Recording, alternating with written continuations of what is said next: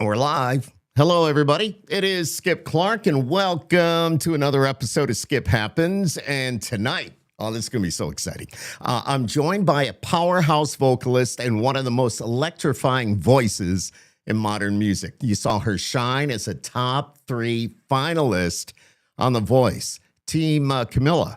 And since then, she's captivated millions. She's got a soulful blend of Americana and country, from standing ovations at the Grand Ole Opry, and I can't wait to talk about that, to praise from the Rolling Stone magazine, Billboard as well. She's just getting started. Please welcome the incredible, I'm already in love with this woman. Her name is Morgan Myles. Morgan, how are you? I'm Yay. great. Wow, what an intro. Yeah, see, before, just I'll be totally upfront. I thought I definitely would mess it up more than I did. So it's just the way it is. Great. No, I got to live up to it. It's all true. It's all true because I saw The Voice. I saw The Voice in 2022, and that was so cool. Can you, let's start right there. Can you take us back to 2022 and what it was like stepping into the onto that Voice stage, and of course, Team Camilla? Yeah, I mean, it's like such a PTSD moment. I feel like I never thought I was going to go on a reality show. Like, I had turned down I think I'd been asked like 9 years in a row. But after a really bad management deal, a pandemic, and a booking agent that was doing some really questionable things, it came across my email and I said, you know what do I have to lose? And let's just audition and then go from there and decide. So anyways, it was intense because we still had all these COVID restrictions. So I remember. Yeah, like even though the world was open, we were really seriously still in intense, like a single hotel room, lockdown, being tested every single day. So even that was like mentally challenging. And people don't know that like you were there for like, I think 6 weeks, if I remember correctly, before the blind audition. And then when the blind audition starts, there's 5 days of a blind auditions. And at the morning or the evening every night, they tell you who gets to audition. But once the teams are full, that's it.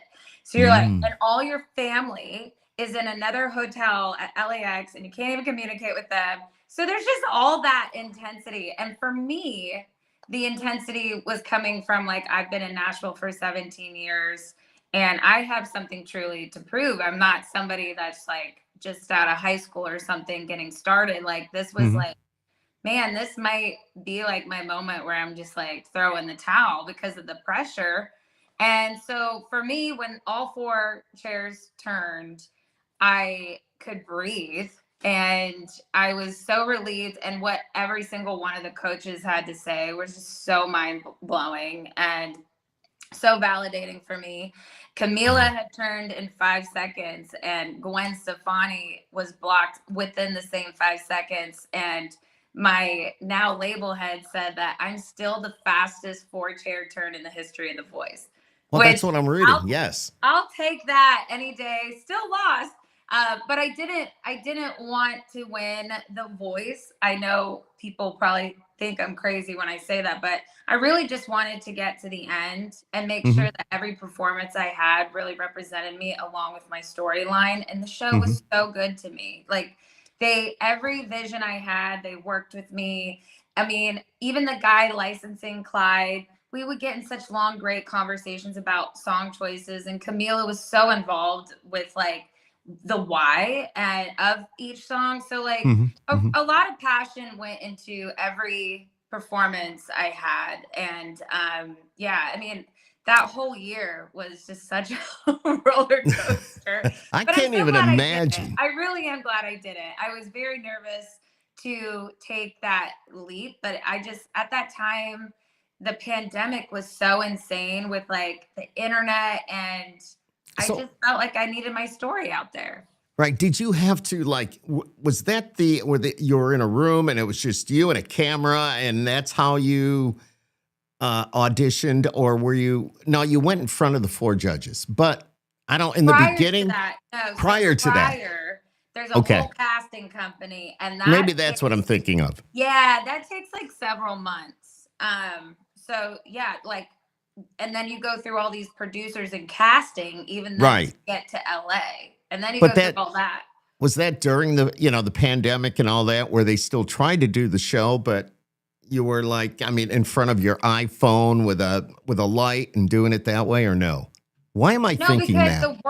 the rest of the world besides LA County was open. Like Hmm. no pandemic, COVID. Okay. All right. So, you know, in 2022, if you remember back, we were back. Everybody was back. Again, Yeah, that's true. That's true. Yeah, besides LA, like LA County and the film industry, like the big networks. So all that was still locked down. Yeah. And I think, and I could be mistaken, but I just think it was because LA County was making so much money off of the studios. I think, you know. But I know. Roll the eyes. Yeah, you're probably right. I know, like but right after we wrapped, the next season didn't have any of the COVID restrictions. So, but and what's crazy was when Camila actually got COVID and it pushed the filming back, and that oh wow, it cost a lot of ruckus, like for us as contestants. So it was just such a weird time. A lot of it didn't make a lot of sense, but I have to say that was one of the additional just stresses, like that would stress out any human being, Yeah, no doubt. I think a big part of the show is the friendships you make. And they kept saying that. I was like, well, how we're not allowed to be together, So there was like a group of us that literally would live on FaceTime together. And I love it. I love it. But we're still so close. Like all I was just going to ask if you keep in touch. Yes, of course. Yeah. That's pretty awesome. Why? And a lot of them moved to Nashville, and I was kind of like Mama Morg. So everybody, was asking me how to do everything and like, what's this, what's that. So yeah, a lot of them moved to Nashville. So very cool. Very cool. Why did you say you were a loser on the show? You weren't a loser. You're a winner. Anybody on that show, you made it. You make it to the show. You're a winner. I know.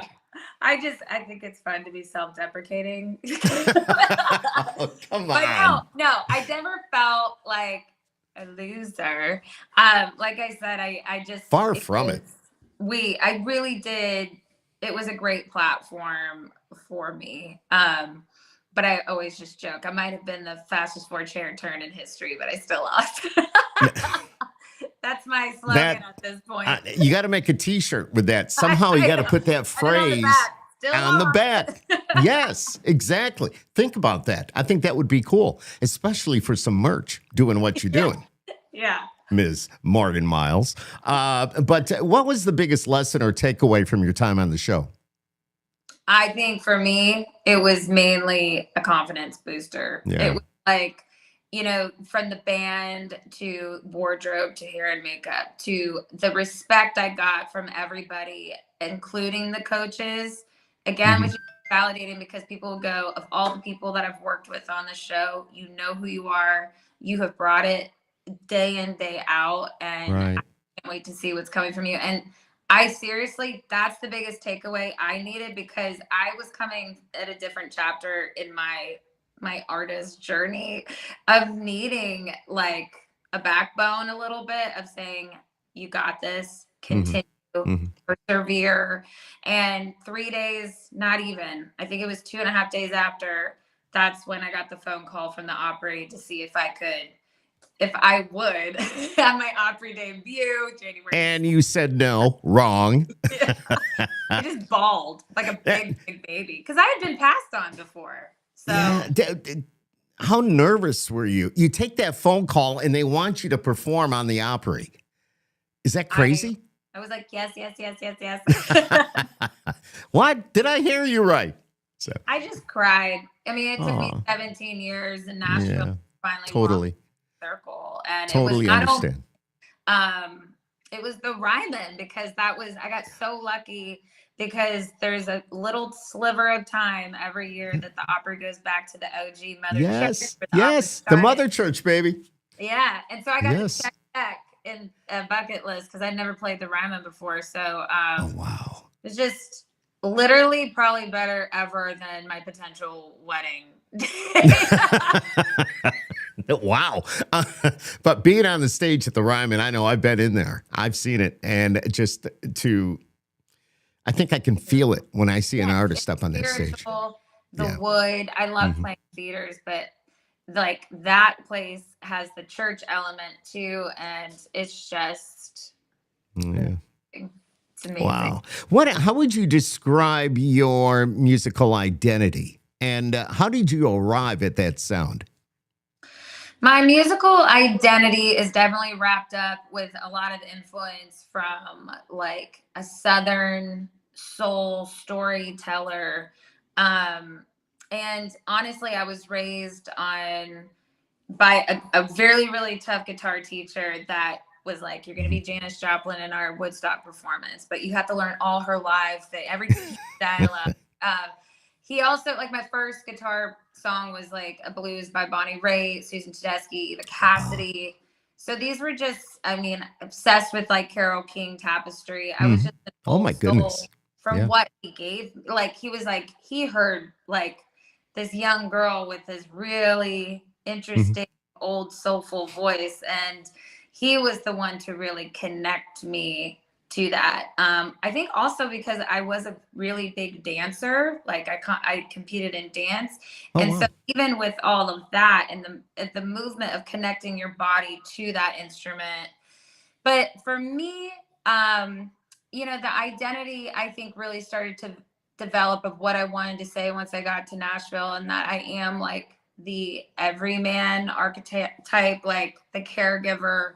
I really just want to be a vessel to people and connect with people on a level that really does make them feel not alone. I think music has that power, and that's why I still really push myself and persevere in it because of what it can do for people and what it's done for me, and I just feel like God gave me a gift, and I don't know what my purpose would be without continuing.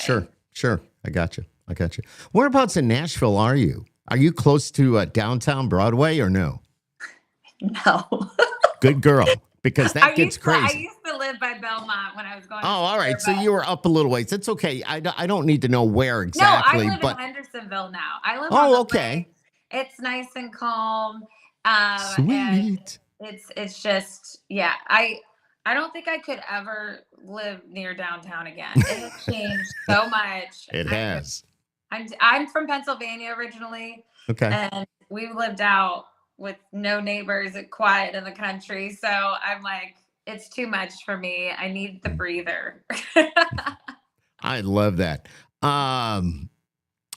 Good question coming in. Jason Krantz, he's a radio guy in the Midwest. If someone met her, meaning you, had no idea who she was, what would be their first impression?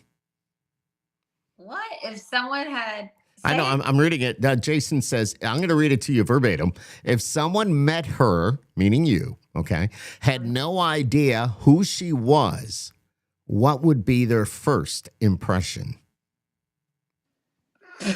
Well, Jason, I got to tell you, this young lady right here, she's got a rare 5-octave range. So, just saying. I don't know. That's cool. It's cool. Maybe the one thing I feel like when people leave, it's odd. We knew you could sing really well, but man, you're an entertainer. And then they go, and what you did with those note cards, absolutely never seen that, hands down, ever before. There you go. And the note card thing that I've been doing, so we've played 50 shows in the last 3 months. It's been wild. Okay. Because I have a new studio record coming out. I know we need to talk about that, but go ahead. And I did this first exclusive listening tour just because I really, really wanted to give people a chance to hear these songs, and I wanted to see what people were feeling. But there's a segment in the show that I also just want you guys to see like my creative process. So what I do is like, has anybody ever thought about writing a song? Some people raise their hand, and then I'm like, okay, we're going to pass around some note cards. You're going to write a hook or a quote or something, like be vulnerable, tell me what's going on. Okay. And then at the end of the show, about 30 minutes towards the end, I take the note cards and I literally just make up music and write songs on the spot to what they're giving me. And it's such a magical moment because people are really telling their souls by that point. And it's such an incredible environment and feeling. And it's like, I don't even know how I'm coming up with this stuff. I truly don't. But it's just a really cool thing that we started doing for this tour. I love it. Yeah, that's what they kind of walk away with. Like, See? because I feel like it's easy. People, I think, sometimes just assume, like, even though I write songs, like I wrote it, they're probably like, oh, she didn't write that or something. And it's like, after I do that, they're like, whoa.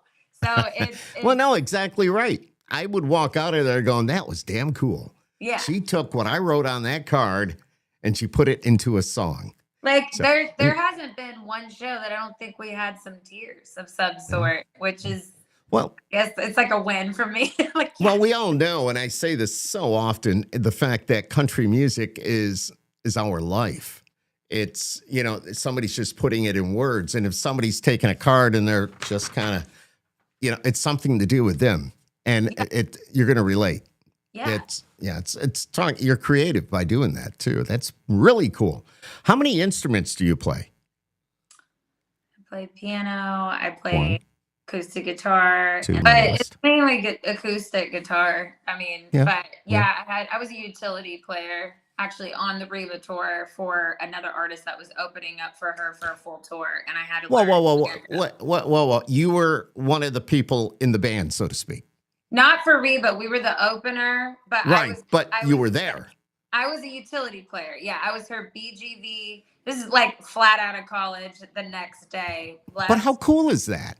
Yeah, it was crazy. And that's how I met Reba and her camp, and they all became like my family. And they ended up writing with me, still write with me. They've recorded with me. They've played live shows with me. And anytime I just need advice or if I want to go sit in on her rehearsals, they'll let me come. Like they're just such awesome people. I got you. Reba is the reason that I got into country music. And I haven't looked back. I mean, I was just anything Reba, I was all over it. That's a good reason. I had a yellow lab. I got my yellow lab as a puppy a long time. It's gone now, but I named her Reba just because she had the reddish hair. I had all that. And I mean, it's everything for me was Reba. But then you were telling me about, you know, your Reba story. I know now that you're connected somewhat. Tell us all what you were telling me before. Yeah, I mean, that tour was a big thing for me. And I remember I was pretty homesick and she came up to me in catering and she's like, girl, are you okay? She just didn't have to do all the things that she did just to make, you know, and like I said, like her band really became like family to me. And then on The Voice, there was a week that I really wanted to talk about women in country music. And I wanted to sing If I Were a Boy, which she covered by Beyonce. And I did it more country. I had a whole arrangement that I came up with. And I said, Reba, I had to come home for 2 weeks. Would you be willing to like do some like, you know, behind the scenes stuff? Because we're supposed to shoot it on our camera, like our phone. And she said, yeah. And so it was really great. And she loved my audition because at that point, I think that had aired. And I don't know, it was just really cool. And then the next season, not next season, the following season after that, she became a coach. So have you had the opportunity to sit home, let's say in your family room, feet up on the table, TV on, and you watch an old run of The Voice while you were on it? I mean, and then you just kind of pick yourself apart? Yeah. But this because like I would happened. do that. You're totally gonna laugh because so we just shot everything in Joshua Tree for my upcoming album, which is The Desert. And I rented this really silly Airbnb and I go to take a shower after like 12 hours of shooting. I come out and like my photographer, my like content manager and my tour manager are sitting on the couch watching my like all, and I go, what are you doing? And then I start watching and I'm like, oh God, you know, the only one part that I really can't stand to watch myself is the finale because I literally almost tripped in I was one girl out of 5 male finalists, right? So They had me on like dressed in so much stuff. When I tell you, I had to walk from stairs in stiletto heels with this cape that they made. So they tell you what to wear? Well, yeah, I mean, by that point they already know kind of your persona and everything. But with the finale, you have to go big or go home. Like they're trying to win Emmys too. Like the wardrobe, like so. Sure. That stage is insanely slippery. I'm like banging out to the choir. Next thing I know, the cape gets caught in my shoe a little bit, but I didn't fall, but I kind of tripped. And unfortunately, the one clip that they decided to use on social media was a close up right when I just remember going, man, you guys really did me wrong. And they're like, the producers are like, we can go back, but you already have 250,000 views on it. And I was just like, well, but it doesn't look that bad horizontally, but vertically. But yeah, maybe only you see it. You know what I mean? What if I was to watch it? Would I notice it? There's a little. I mean, it's just saying, because it was you. I caught it. It happens. It's human, but I caught it. I didn't fall. Like poor Wendy Moten, who I knew from the season before. I mean, she broke her like arm over a wedge monitor because it was black and black. You couldn't see it, and it's just like, and that was live. Great. See, now that you should feel better then. You didn't break anything. So listen, it could have been worse. I could have absolutely just fell. Morgan Myles with us here tonight on Skip Happens. You may remember her. We're talking about The Voice. We've been talking about that a lot in the last few minutes. But Morgan, first of all, how do you protect your voice? Because you've got the different ranges and more than a lot of females. How do you protect your voice? It is a whole regimen. Because my schedule is so packed, and it's like there's so much pressure because it's like you got to take care of yourself in order to fulfill, like I said, like 50 dates in 3 months. That's a lot with you saw my schedule. People don't know how to read a map. One of like my tops, I will say, there is a Mavis vocal steamer. You can get it on Amazon. Okay.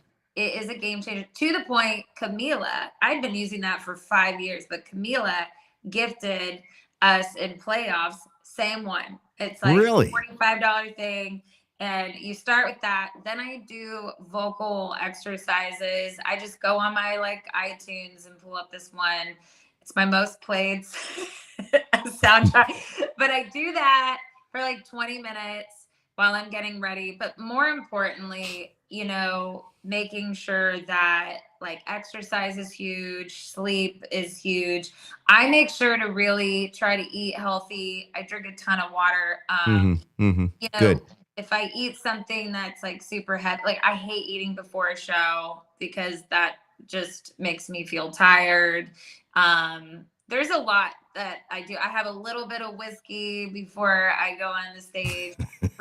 Reba taught me that. Yeah, and she's right. Let me tell you. She's right because I've been calling this the allergy tour because we like started in February in Florida and it's like, let's just follow the pollen. Let's just follow where it's been blooming. And so, you're dealing with so many different atmospheres and stuff. And just a little bit of that whiskey after I have a Red Bull or a Celsius, which is so terrible for me. But find me like a healthy energy drink to drink at like probably around 6 p.m. because I'm so tired from traveling that it's like I've got to like, do a 90-minute set and it's just like, whoo, I'm like, and so you never know. Like when I get on Pacific Coast time and I'm coming from Eastern and it's like my body feels like it's 11 o'clock at night and you're just getting started. Yeah. Oh my gosh. Talk about just like, because I just got back from LA and we were out in that, and then now I head to Vermont. Well, you're coming to the East Coast. I like that. It's right over there. It's like right over there. Yeah. Have you ever been to upstate New York, like Syracuse, where I am? Yes, I have been. And trying to think, oh my gosh, Lake George played there. That was Oh, beautiful. Lake George is beautiful. That's the Adirondacks. Yeah, Yeah. we Hmm. played there. And then one of my favorite places ever, I was just visiting with my parents, was like the St. Lawrence Seaway, Yep. and Yep. Yep. The gorgeous to see all those crazy mansions. Thousand Islands. Oh my gosh, I loved it. Best Yeah. dressing ever. We still order. This was 10 years ago that we went there. We still order that dressing. We have because boxes. because you went to the Thousand Islands. Well, it's just the best. It was just So wait. You could. So I'm not just talking about the dressing. no, I know. Oh, okay. Okay. I'm going. But the Thousand Island dressing was originally from. Yes. Yes. And Okay. Okay. yes.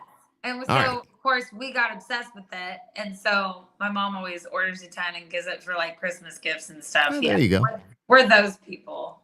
Yeah. Have you ever had a chance? Probably not. I don't know. Right here in Syracuse, we got a place called the Dinosaur Barbecue. And it's good. And we also have a place called Limp Lizard. I don't know. Usually when somebody comes through, they make it a stop at either one of those two barbecue places, which is really good. And for upstate New York, it's good. Now, we are really upstate. If somebody should ask me where I'm from, I'll say upstate New York, and they'll go Poughkeepsie, which is down near New York City, because they're usually from that area, and they think Poughkeepsie is upstate New York, and it's not. Upstate New York is, where we are. We're in Syracuse. So, Yeah. yeah. What else can I? So, reading about you in Billboard and Rolling Stone, American Songwriter, and those moments of recognition. Have you read those, and what do they mean to you? Isn't that cool? It's totally cool. I mean, you have to like kind of pinch yourself that you're just getting any type of praise. But I think it's like always those moments of like, for me, it's just a great validation to keep going, because I'm not your typical artist that's like, oh, you got to tame the ego. Like my mom's like, you need to believe in yourself. Or like sometimes you're too humble. Like, why are you getting, and it's true. It's true. And it's hard to believe in yourself. And so a lot of times when those things happen, it's just like such a great feeling of like, okay, I can do this. Keep going, Mm-hmm. Mm-hmm. Mm-hmm. And it always kind of drops at like those times that you just kind of need it the most. Mm-hmm. Mm-hmm. What was, you performed at the Grand Ole Opry, right? Or was it just the Mother Church downtown? I played at both. Both. Yeah. Okay. All right. What was it? Tell me about performing at the Grand Ole Opry and what was running through your mind during that standing ovation that I read about. So the standing ovation happened at my Opry debut, and all these people came from all these different facets of my life. Oh. And it was so touching, because I always said, when I play this place, everybody in that audience is going to know me for all the hard work I put in and respect me for it. And that's damn well what happened. Mm-hmm. Vince Gill comes out on before I went on. Vince was talking to me, and I said, well, when did you get your Opry debut? And he goes, not till I was 36. And he was like, baby girl, you're just getting started. And Mm-hmm. I needed, like, that backstage was so huge. And then I was over watching his set at the end. He walks on the stage, he goes, Morgan Myles is a reminder of why the Opry is so important and what this night is for. He goes, I've played it so many times, and I really appreciate that reminder tonight. And every single person in this room is here for her. And at the very end, I'm like dancing to his music and stuff. And he keeps going like this. He's got a guitar. He's like this. And I'm like, huh? And so he wants me to walk out. So I walk out in my little Opry dress and I do my little dance, and the curtain closes. And I was like, whoa, this is epic. This is such an epic thing. Mm-hmm. It was really cool. And yeah, and then the next Opry moment at the Opry House. Okay, the Mother Church. Yep. Yes, it was my mom's birthday, and I did not tell her, but I told my tour manager that I was like, just get her over here, because I'm gonna pull her on stage. So I tell I tell like the Opry guys, the musicians, everybody, and my mom, because my mom can catch on to something quick. And so I pull her out. She's just mortified that I'm bringing her out. But I sang happy birthday to her, holding her hand in the circle. God, I'm even I just No, I go, I I know. wouldn't be here without her and all like that my parents had to go through to like support me.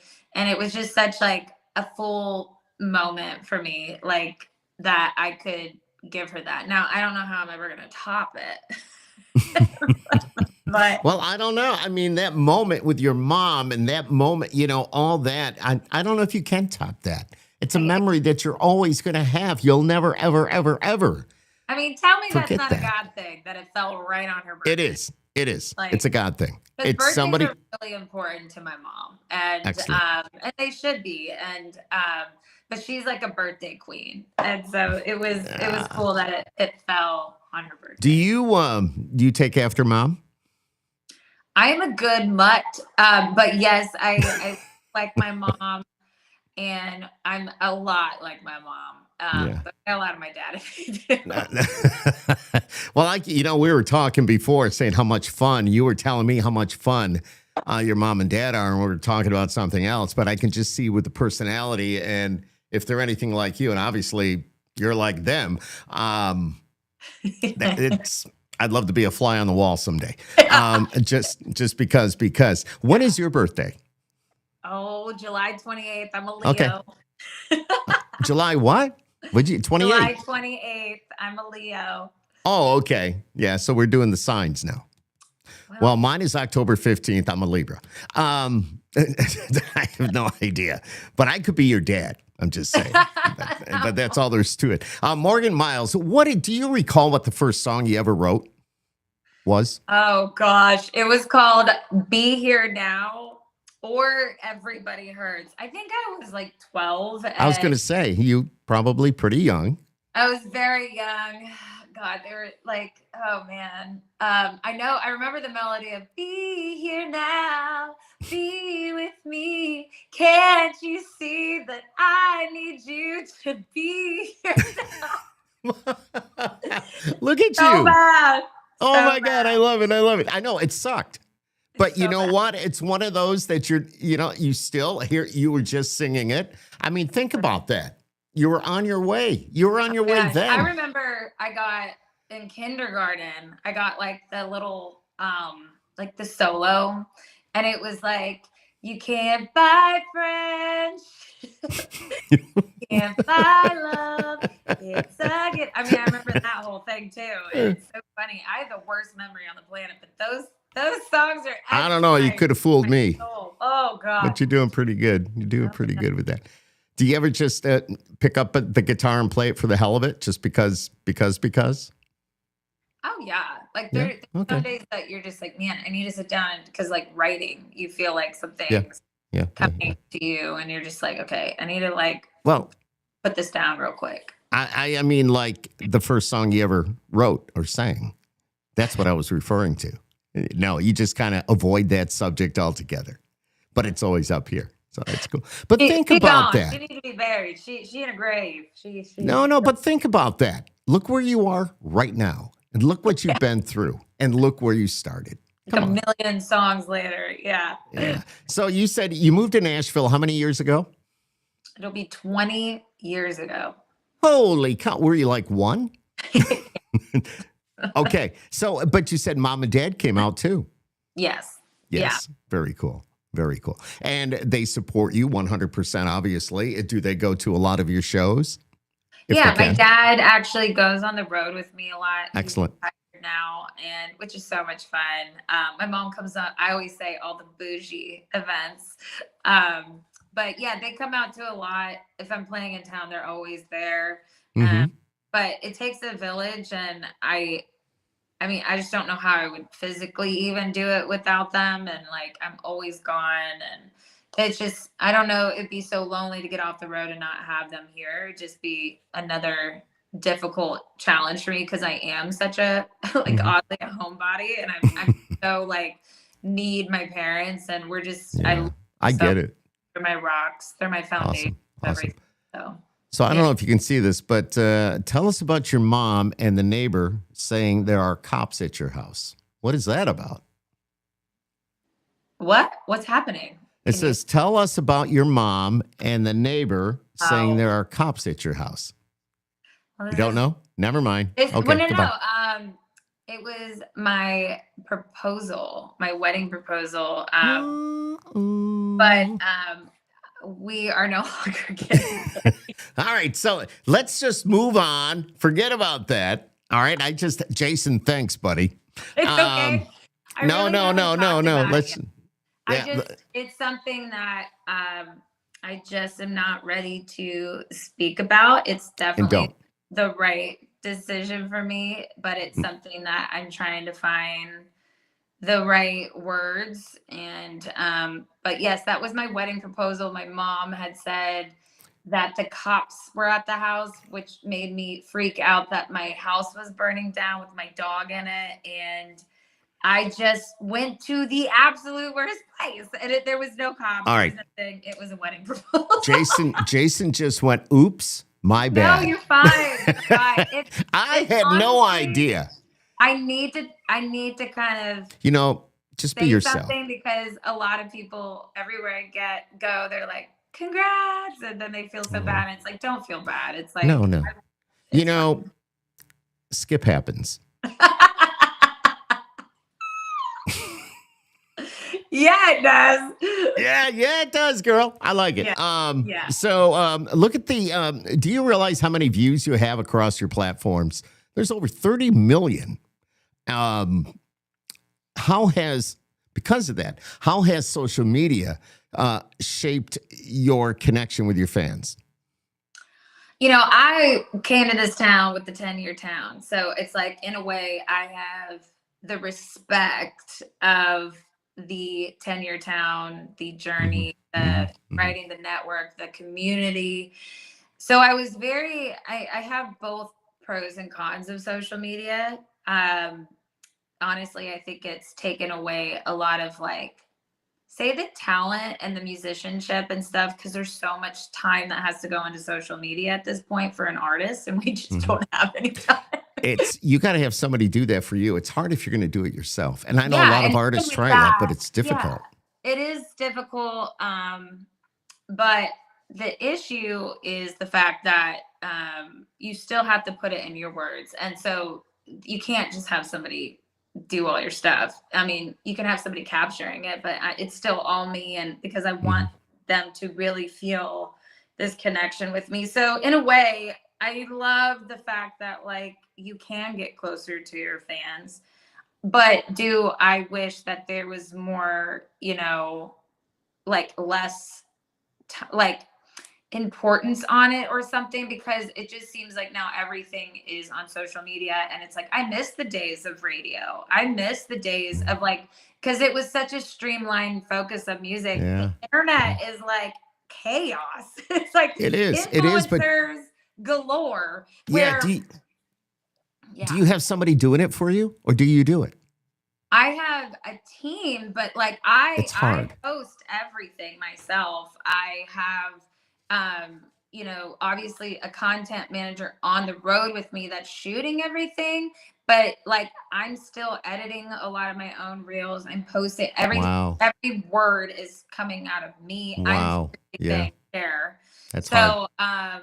But yeah, it's a lot of it is all derivative of your social media. So it's a lot of pressure for an artist, where that used to be on a marketing team for your village, because there's so much going on that if you just want to get your head together before a show, wait, you got to caption that. Hey, we need a TikTok now. Hey, it's the time. Meta said it's the best time to post at this time. And you're just I just played a 2-hour show. I'm exhausted, but guess what? Load out. Get to the hotel room, make sure you're posting. It's got to be scheduled by 5 a.m. And you're just but you got to do it.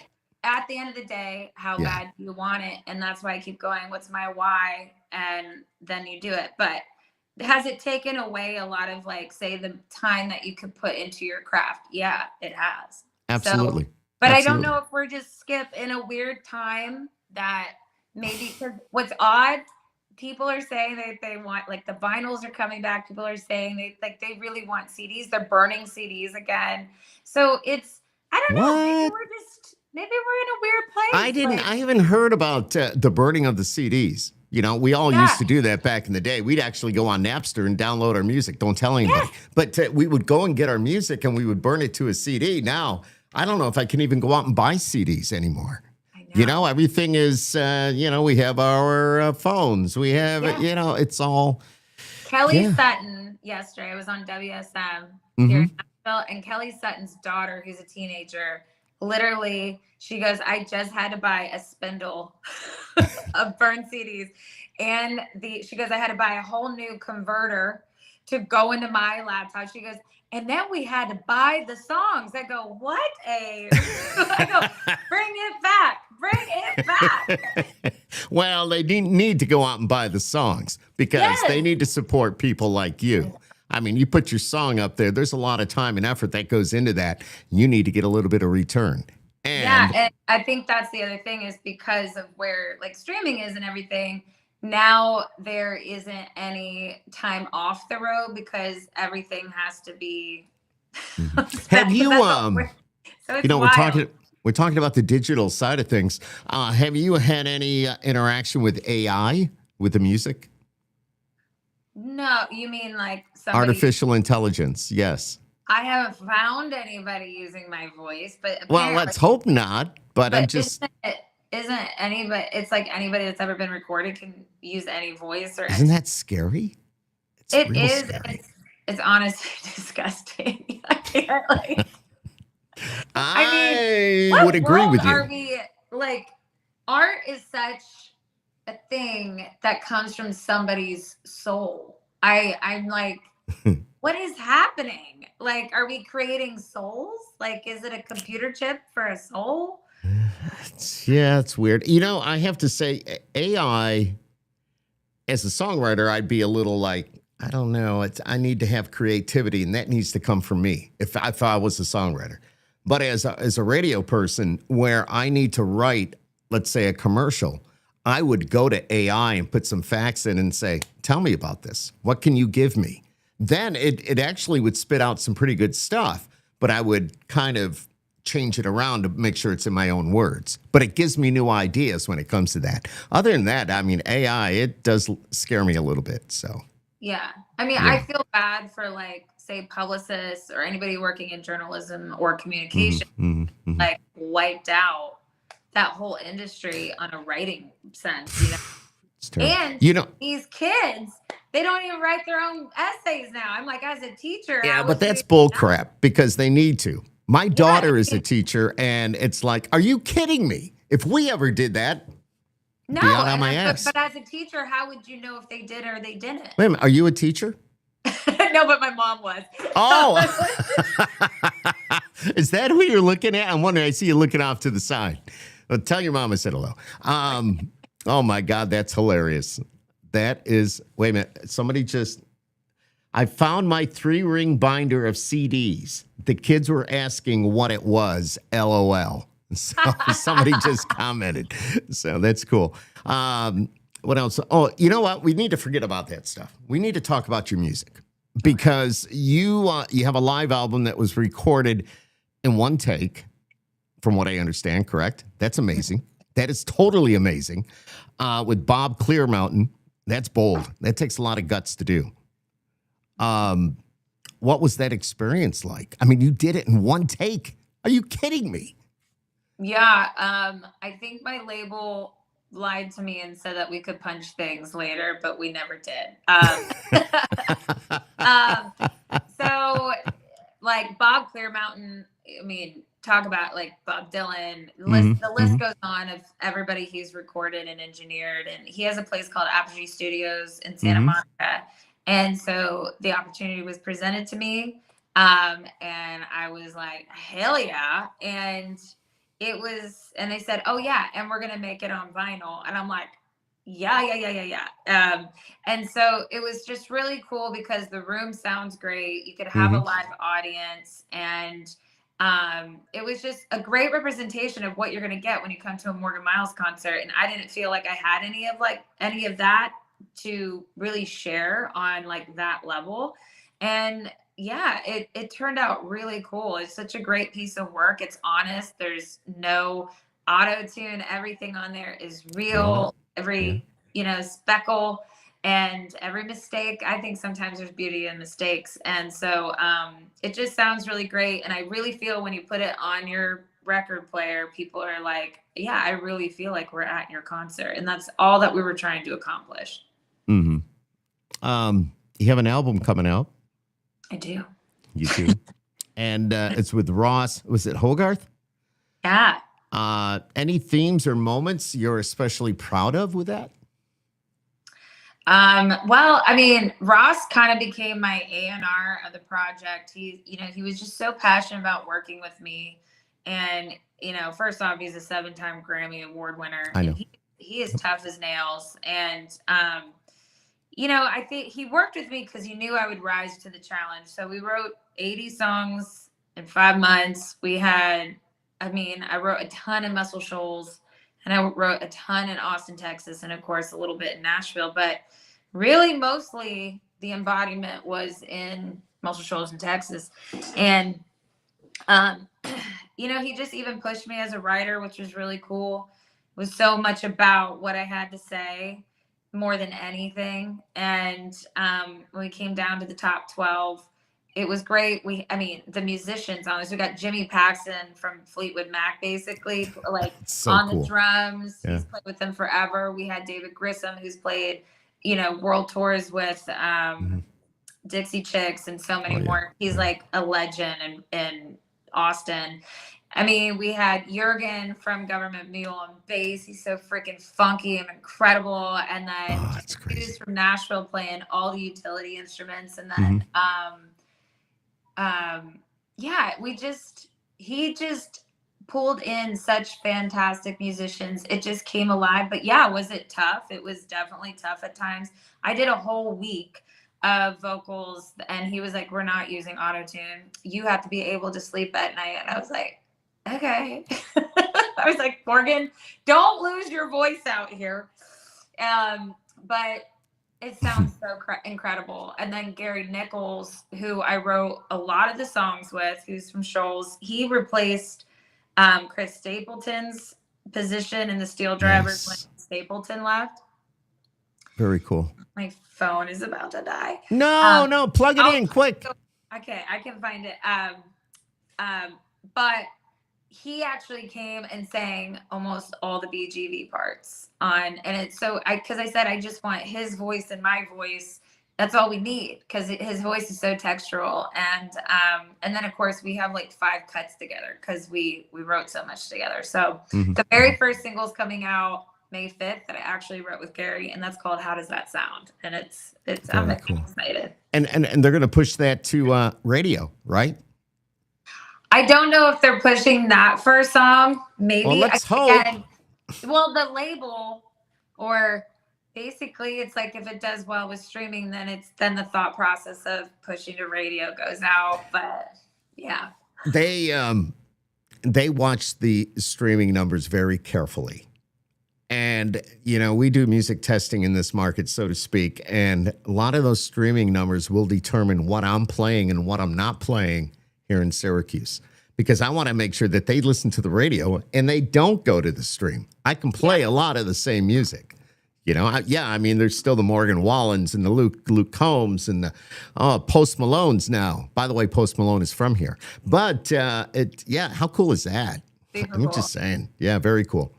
But they keep a close eye on all those numbers. So, yeah, you got to plug your phone in. What are you going to do? Okay, let me go get it. Okay, you're going to have to. Okay, where's somebody just yell to mom. Say, go get it. No, go on. She's going to go get her charger. But if you haven't noticed, we're talking to Morgan Myles tonight. Season, it was 2022, and it was with The Voice, and she finished number 3. Now, I couldn't believe in the beginning she would say that, I lost. No, you didn't lose. You're a winner. Are you kidding? Even if you make it to the show, you win.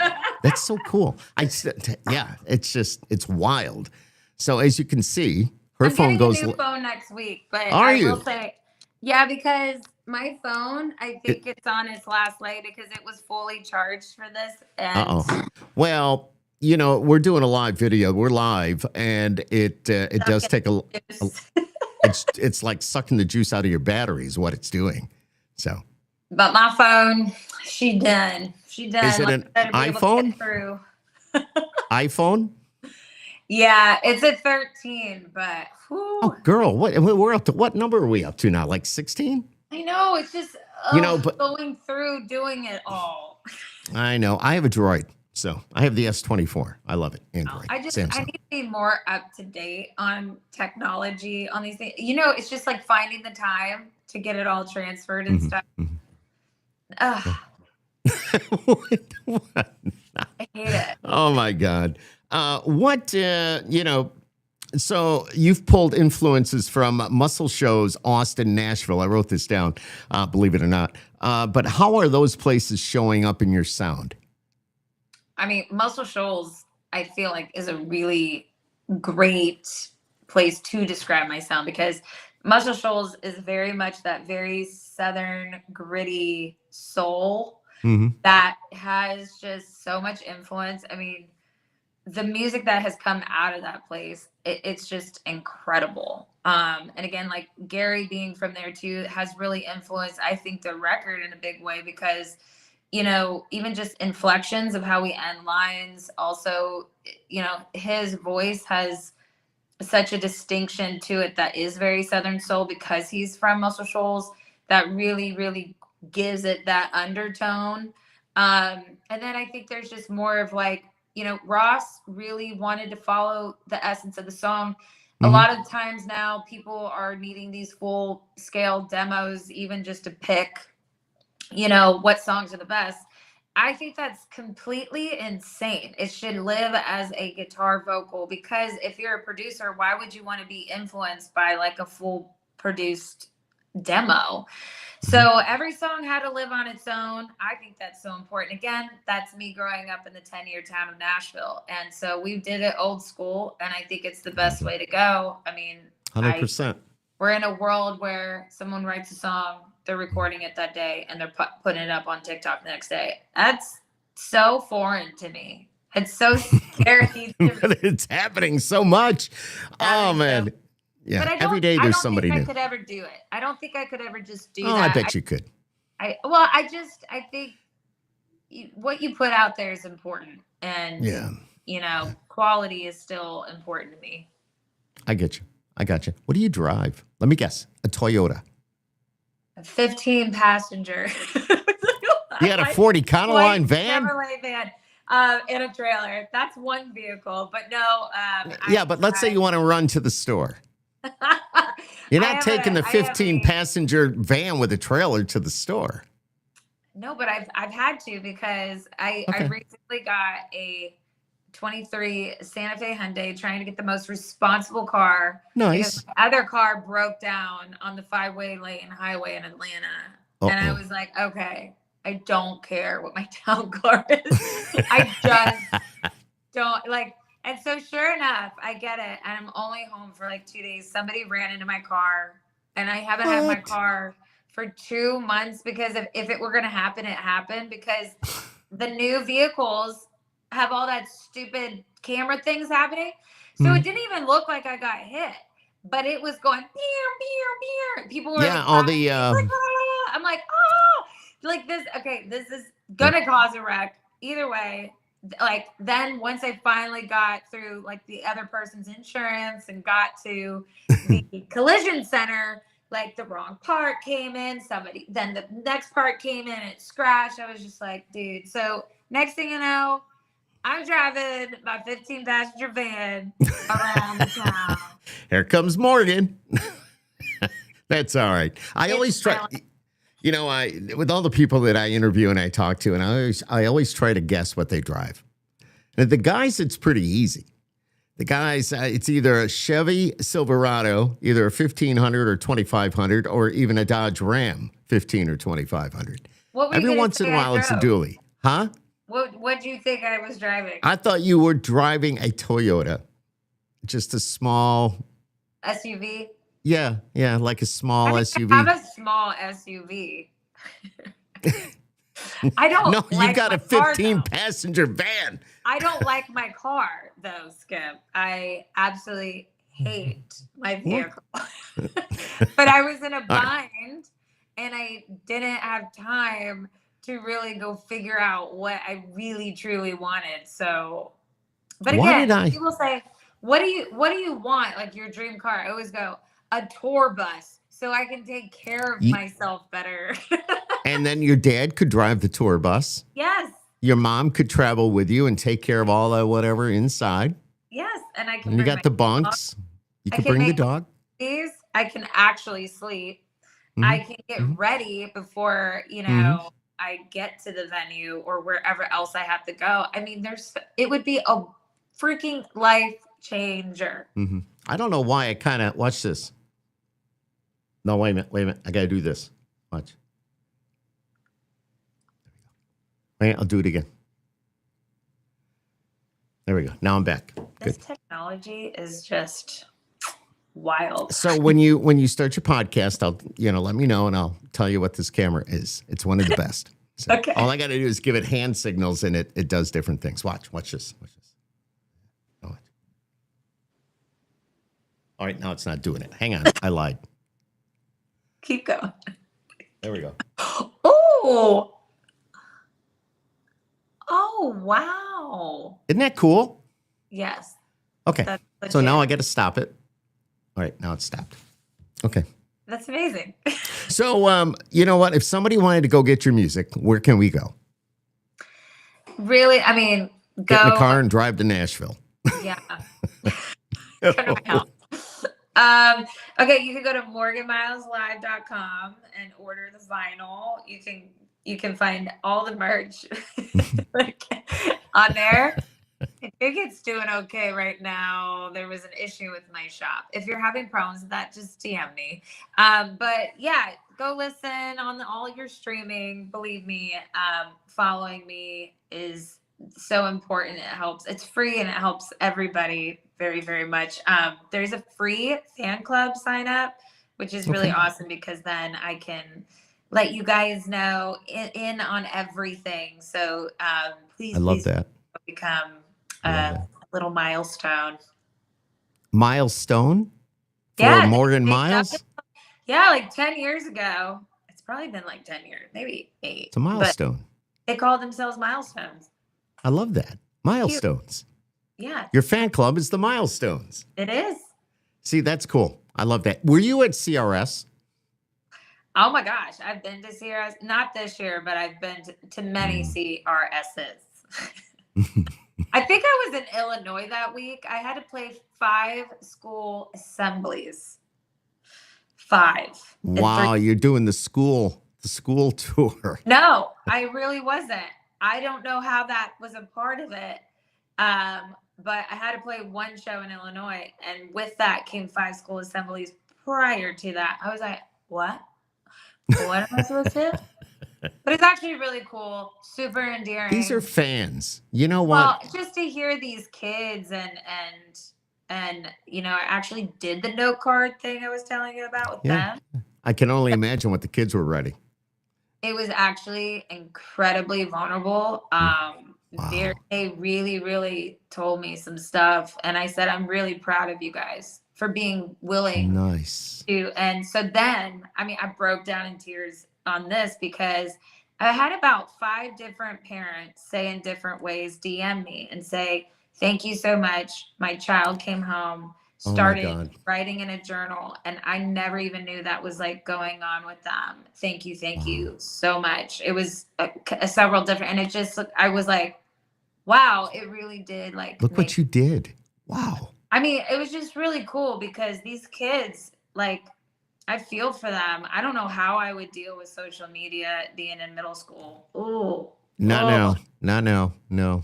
Like, No. I don't know how I would have gotten through. So, what they're going through and pandemics, I mean, I feel for them. I just want to hug them. I know. So, Wow. See, heavy.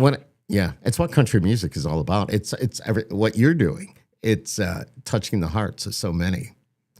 And the Trying. kids go home and they tell their parents. And you know what? Their parents go online, they look you up. You know what? They buy your music. And they're going to support you because of what you did for their child. How cool is that? It's super cool. Poof. And now I got the chicken noodles. I do. Man, but I love those stories. I really do. I really do. Yeah, Just just goes to show that they are trying to talk, but they're all locked into their phones, and I kept saying, remember to talk to one another and be there for one another. Like, it goes a long way. But everybody, it's so crazy that a lot of them don't even know how to like communicate because it's all through these, and it's just like, oh. Well, I could tell you here in upstate New York, in Syracuse or the area, or the governor of New York has done one thing, that they're starting to, ban phones from school. In other words, not that you can't bring it to school, but once you're in school, you need to put it in your locker and you need to leave it. You need to shut it off and leave it there. Yeah. When you go to class, you don't take your phone. But there's also the flip side, that with the way the world is now and everything that we've seen happen, I think I would want my child to have a phone. So I'm kind of torn. It's hard. It's hard. But I think there 100% needs to be regulations, period. It does. And I think we're getting there, hopefully. We've got to we got to protect our kids. We got to protect. Congresswoman Morgan Myles says. I know. Woo, let's go. Okay. Yeah, no, musician, yeah, that's all. Ooh, my thing's moving again. Look at that. But no, your phone is going nowhere. We'll be lucky to get through this. But Morgan Myles, you know what? You've been so much fun to chat with and to find out more about you. And hopefully if somebody's watching this now or maybe down the road, it's all going to be posted. It's live right now, but that they go on the website or what, Morgan Myles Live, did you say? MorganMylesLive.com. I love it. I love it. Absolutely. And don't ever say you're a loser, because you're a winner. Finishing number 3 on The Voice. I'm sorry, I can't get that out of my mind. I watch The Voice now. And if you make it to the show, you're a winner. Because there's so many that don't, It's a super tough thing. I mean, even my girl, Hannah Gray Ellis, just posted, she's like, this is the first time I watched my audition 10 years ago and nobody turned. And she was like, it was traumatizing.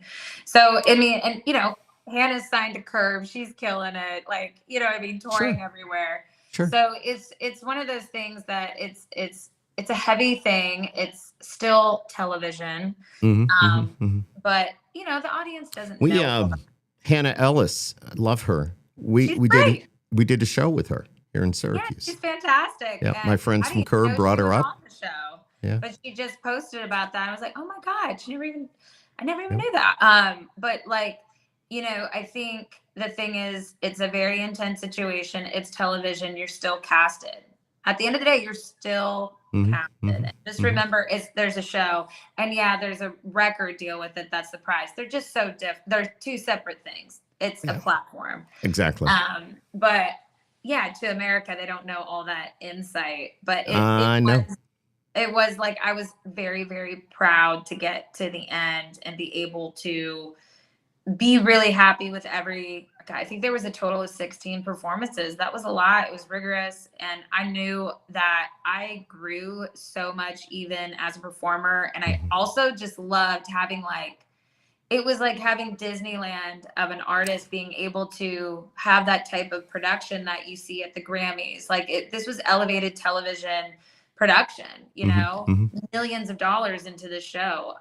And so it was so cool to have that at your disposal, and see your vision come to life week after week. And it was awesome. Do you think that if you were never on the show, we would be having this conversation?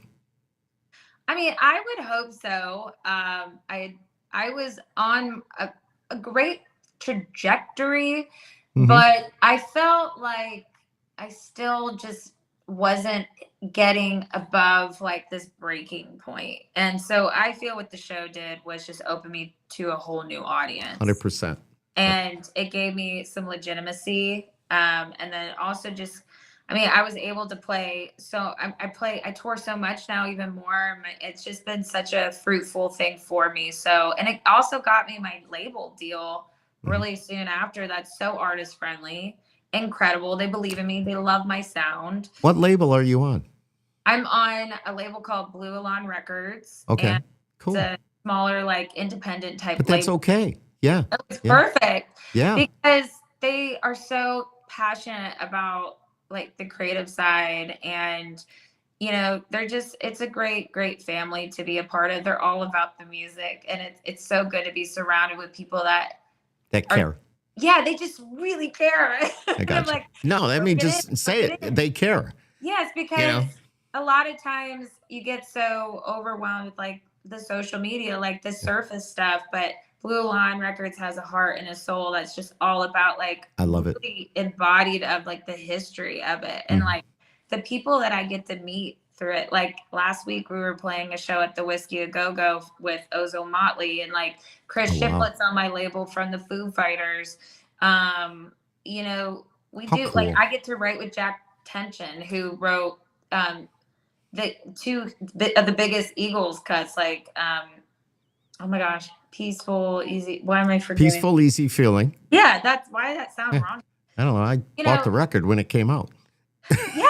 And if Just it wasn't saying. for, like signing with them, would I be able to work with like Kirk Mm, and or Ross Hogarth and all these people? So, or make sure. a vinyl, or be able to work with Bob Clearmountain. So the opportunities that I've gotten are all these like crazy bucket list things, and getting to like make a record for like in LA at like where Bob Dylan recorded and stuff, and you're sitting there and you're hearing all the stories of these guys that are on your record and their tour. You're just like, man, you were there when the music Mm-hmm. Mm-hmm. was. Mm-hmm. Oh, I'm like, I Yeah. grew up in the wrong freaking era. Well, I don't know. I don't know. You may think that, but I don't believe that. So I think you're doing very well. Real quick, before I let you go, you being Morgan Myles, you being on The Voice, you finishing third, you on a label, you putting out your own music.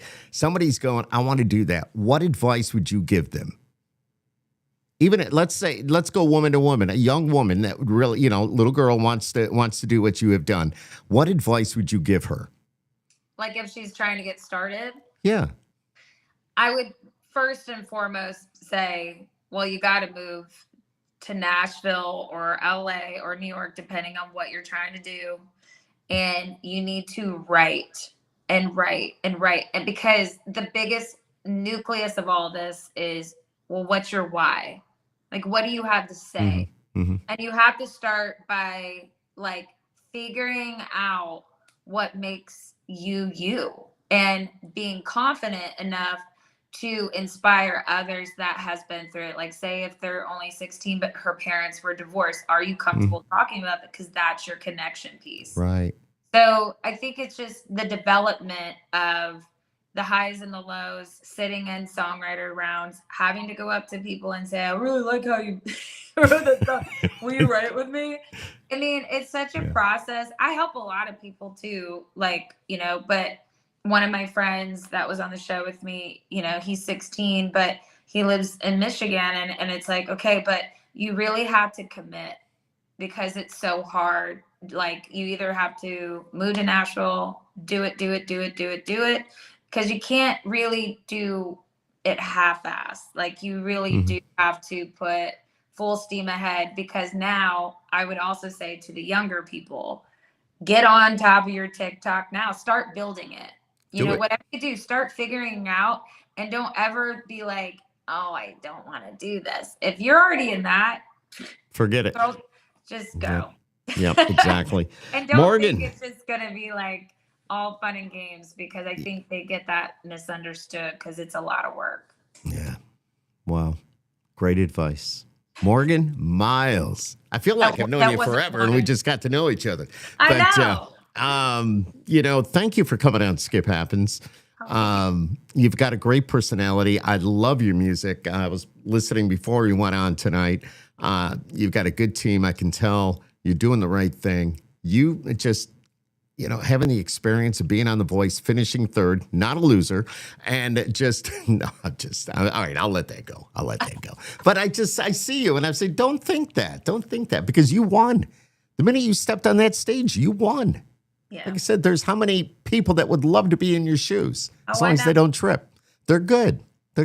So, and they don't, fall over your gown or something. I don't know. Cape. Your cape.